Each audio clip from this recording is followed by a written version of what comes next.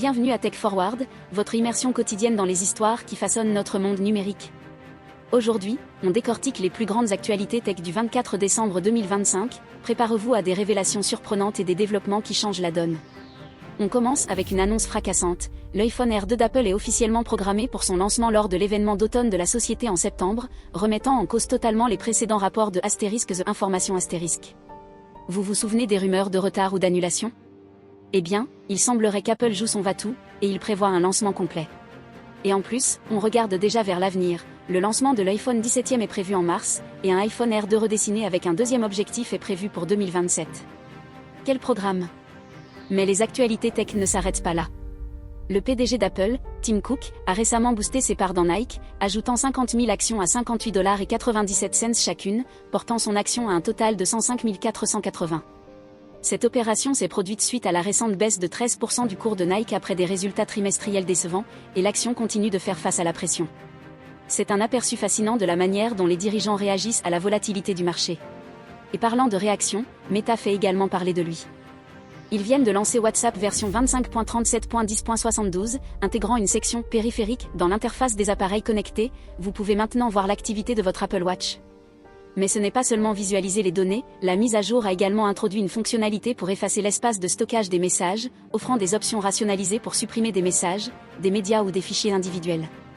Il s'agit de faciliter la vie des utilisateurs. Maintenant, passons à quelque chose d'un peu plus important, l'avenir des transports. Le réseau ferroviaire britannique prévoit 1 milliard de voyages supplémentaires d'ici 2030, grâce à la maintenance et à l'optimisation guidée par l'IA. L'IA surveillera les données des capteurs pour prévoir les pannes, optimiser la circulation et améliorer l'efficacité énergétique, potentiellement économisant 10 à 15%. La cybersécurité reste une préoccupation majeure, mais les améliorations des comptages de passagers amélioreront également les horaires et les informations aux clients. Le paysage créatif est également en train de subir une transformation massive. Disney a finalisé un accord de licence d'$1 milliard avec OpenAI, utilisant Sora pour créer des vidéos contrôlées mettant en scène des personnages Disney. Cette intégration s'applique à Disney+ et aux systèmes internes, gérant les risques et les coûts opérationnels grâce à des contrôles d'actifs et à des protocoles de sécurité définis. Il s'agit de se concentrer sur la productivité, l'automatisation et de réduire la fragilité grâce à la mise en œuvre de l'IA. En Chine, en revanche, on expérimente l'utilisation de l'IA dans la production d'énergie renouvelable.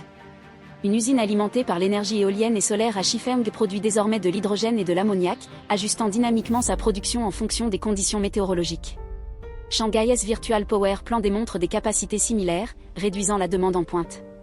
D'ici 2030, les centres de données alimentés par l'IA pourraient consommer plus de 1000 TWh, un défi important pour les objectifs d'émission. Parlons des classements musicaux. À partir du 16 janvier 2026, YouTube ne fournira plus de données de streaming à Billboard pour les classements Hot 100 et Hot 200. YouTube modifie le calcul des unités d'album à 2500 streams avec support publicitaire ou 1000 streams payants, dans le but d'équilibrer la valeur des streams et de répondre aux préoccupations de Billboard concernant la précision des données. La collaboration reste indéfinie, dans le but de rechercher des avantages mutuels pour les deux entités. Enfin, un peu d'innovation prospective, le marché des smartphones nord-américains est stagnant, dominé par Apple et Samsung. Mais il pourrait y avoir un bouleversement à l'horizon, une éventuelle transaction de 2026 impliquant TikTok et des investisseurs américains pourrait introduire la concurrence bien aimée. Les téléphones pliables, comme le Galaxy Trifold, sont attendus aux États-Unis en 2026, et des marques telles qu'Apple et Google développent activement des alternatives au bridage PWM, Motorola et OnePlus offrant des alternatives OLED. Et voilà, votre résumé de Tech Forward pour aujourd'hui. Merci d'avoir suivi. N'oubliez pas de consulter la description du podcast pour des liens vers nos derniers épisodes, et n'hésitez pas à nous laisser un commentaire, nous aimerions beaucoup savoir ce que vous en pensez.